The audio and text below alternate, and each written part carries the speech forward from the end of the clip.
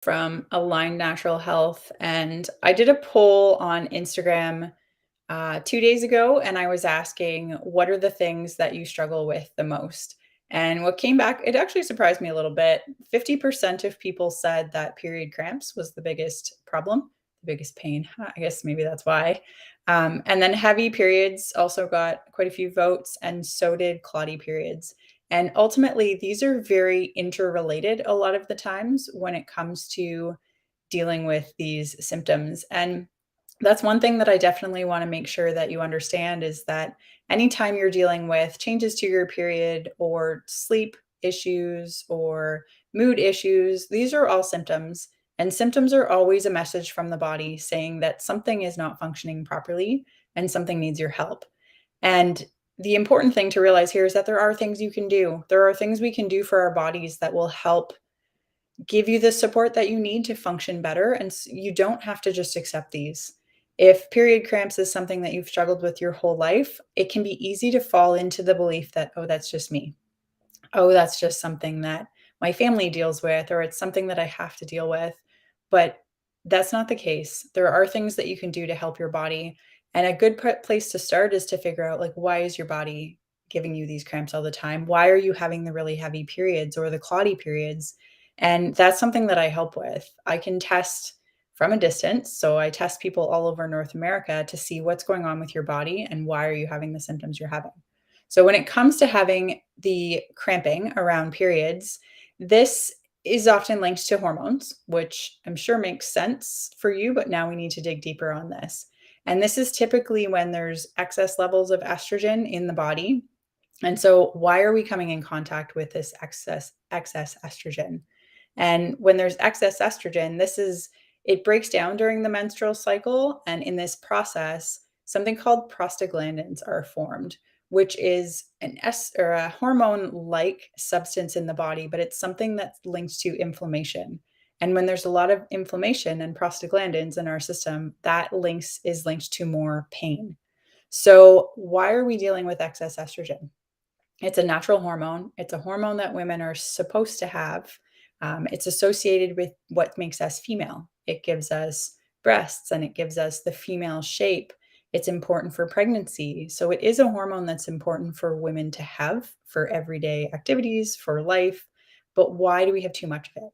And why has this become such a problem for people in the last decade and more? Is that we're coming in contact with it in so many ways in our environment. And so, why am I dealing with excess estrogen? One area it comes in, yes, the body makes it. That's kind of the first place we can look at here. Yes, the body makes it, but the body is smart. The body is always trying to do what it's supposed to do.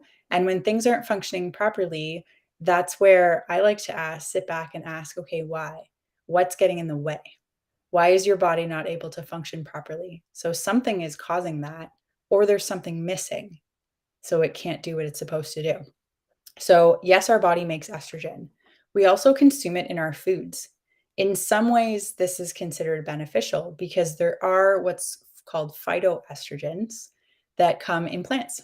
So, things like flaxseed is a phytoestrogen. Soy is also considered a phytoestrogen. And unfortunately, we're at the time now where soy has become very genetically modified, especially in North America, in Canada. And so it's not the makeup that it used to be. And so I'm very cautious when it comes to soy. But there are some plant versions of estrogen, phytoestrogens, that when they go into the estrogen receptors in the body, they're kind of a weaker version of the estrogen that our body makes and the other versions that we come in contact with as well. So we can consume them in our foods. We also can come in contact with estrogen like substances, which these ones are called xenoestrogens because they're synthetic. And those are all around us. Those are in a lot of our personal care products, a lot of our beauty products, products that you put on your skin, products that you put in very personal places like feminine care products. And our skin is our largest organ on our body. So it's going to absorb the chemicals and the xenoestrogens that are in, around all of these personal care products. So that could be your skin or your face cream. It could be your face wash.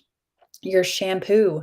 A lot of these different products are going to have chemicals in them that are estrogen like in the body and that can drive our estrogen levels up as well. Fragrances is another really big one. I've talked about this in the past as well when I talk about thyroid, in the sense that where do we spray our perfume? On our thyroid, on our neck, in this area. And if thyroid is imbalanced, you're going to have imbalance in other hormones as well. So fragrances is a really big one. I saw a post today from, I don't remember who it was from, but talking about how, oh, it's Dr. Saladino, about how fragrances are like the new secondhand smoke, because ultimately fragrances are having a really big impact on our system. You can walk through a store or past the Bath and Body Works, and I feel almost nauseous when I go past that area now, because I've cleaned up things for myself in my own life to the point where fragrances that I used to love and I used to really enjoy the smell of them, I can't stand them anymore. And those are designed to do that. Those fragrances are, there's chemicals and there's things put in them to make the scent linger and last, to make it spread far and wide. And so these are chemicals that are going to have an impact on your body as well. And because they are xenoestrogens and hormone disrupting chemicals, they can contribute to the increase in estrogen in our body. Where else do we have fragrances? Fragrances in our laundry soap and dryer sheets. Dryer sheets are a really big one here. Think about that. You're putting your clothes into the wash and it comes out and it smells really nice, but it touches your skin, touches your face, touches all the parts of you, and you're coming in contact with these xenoestrogens and these endocrine hormone disruptors on a daily basis. And then plastics. Plastics is another really big one as well. I've heard that the chemical makeup of plastic, if you think of BPA, which is in plastic water bottles, a lot of companies have switched now to BPS, I believe, and will say BPA free, but that doesn't mean that they're good. They've just replaced it with something else because people became aware that BPA is a problem for us, and it will replace estrogen in the body. And so now the body's not able to function properly because in the key slot where you're supposed to put the estrogen key, you've got BPA jammed in there, and it's not giving the right signals and messages to the body. So those are a couple of the areas where we come in contact with estrogen and why our estrogen levels can be higher. And as I said, when we've got this excess estrogen, and there's a correlation here, or there's a link here between what I said, the three things that I asked about, the really heavy periods, the really clotty periods, and the cramping, in the sense that this is going to cause, when there's more estrogen floating in your system, this is going to cause an increased thickness of your uterine lining. And so then when it comes time for your period, comes off clotty, comes out really heavy, and it's painful because it causes these inflammation prostaglandins to be increased in our system. So it makes the period really not very nice. A big thing here too is the estrogen and progesterone. It's not necessarily that you don't even have to have high estrogen to be in imbalance here. Progesterone being low, like estrogen could be considered low by metrics if you were to get your hormones tested. But if there's an imbalance between estrogen and progesterone, you can still have symptoms here too. Okay, so here's the good stuff. What are things you can do? So you can start making some changes to the estrogens that you're taking in. So things like dryer sheets. We've replaced those in our house with sheep wool dryer balls, and then we use a little bit of essential oils. When it comes to fragrances, essential oils is something that's not going to have the toxic impact on your body, and you still can smell nice. You still can smell good. So you don't have to smell bad just because we're getting rid of fragrances. We also want to help the body detox and clear out the excess estrogen. Liver and bowel toxicity, when things are clogged up and not clearing properly, that can contribute to inflammation. And inflammation contributes to the cramping. So we want to make sure that we're giving the body the support it needs to clear things out effectively and efficiently. We want to make sure that you're pooping every day, at least once. This is a shock for some people. I've had clients start working with me and I ask, are you regular? That's a comment or a question that I ask on every intake. And because you're consistently pooping regularly, and that's once a week on Wednesdays, that's not ideal. Just because it's been normal for you and it's something you've been dealing with for a long time, we wanna make sure that the body is pooping regularly, like I said, at least once a day, because if you're not pooping consistently, you're holding toxins in your system, and that can lead to all kinds of symptoms. Definitely can contribute to hormone imbalance, heavy periods, clotty periods, and the cramping as well.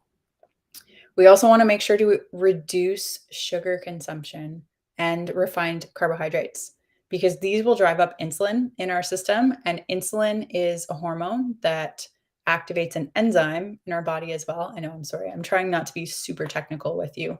But insulin drives up this enzyme, and the enzyme, this is an enzyme that can trigger, not contribute, well, contribute as well, can trigger inflammation and pain. So keeping the high sugar consumption and the refined carbohydrate consumption lower is going to benefit you here because it's going to keep insulin lower. And then even small actions to help your body with stress can benefit you if you struggle with cramps.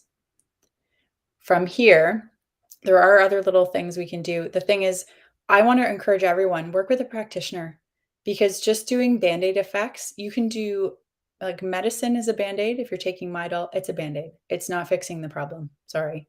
But if you're doing natural supplementation as well, if it's supplementation that's just targeting the pain so that you can deal with the pain better, it's still a band-aid. It's just a natural band-aid. And so, yes, it's better because you're not going to deal with the side effects that you will deal with if you're just taking the medication, but we still want to figure out why. Why are you dealing with the issues you're dealing with? And what does your body need to get back into balance so that you can function properly again? Because things are not going to get better. Just being the tough guy, this was me in the past. I had really heavy periods and I was like, I got this. I can tough it through this. Even though it was like I was exhausted, I was miserable, but I thought that that was my role as a woman, that I just had to suck it up and deal with this. And that's not the case. There are things we can do. And the longer we ignore these messages from our body, the more messages it's going to send. And then other things start to happen. And so work with a practitioner. That's the advice I have for you as well. If it's me, amazing. I'd be more than happy to have a consultation with you, test you, and see what's going on with you. Even if it's not me, find someone who will help you dig deeper and figure out what's going on with you and what does your body need. Because you can do things like put a hot water bottle over your abdomen, over your painful areas when you're having the cramping throughout your period. Um, you can do, what else do I have written down here?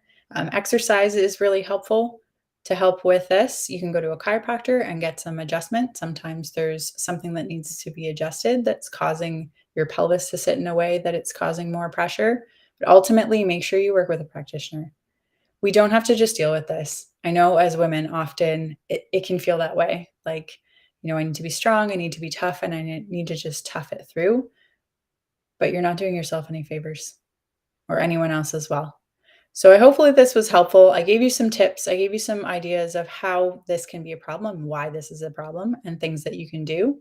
And if you need any support or would like my help, be sure to reach out to me. You can send me a message. We can set up a call and figure out what's going on with you and what does your body need. So enjoy the rest of your day. I will talk to you again soon. It's Kate McDowell again from Aligned Natural Health. Live well, natural.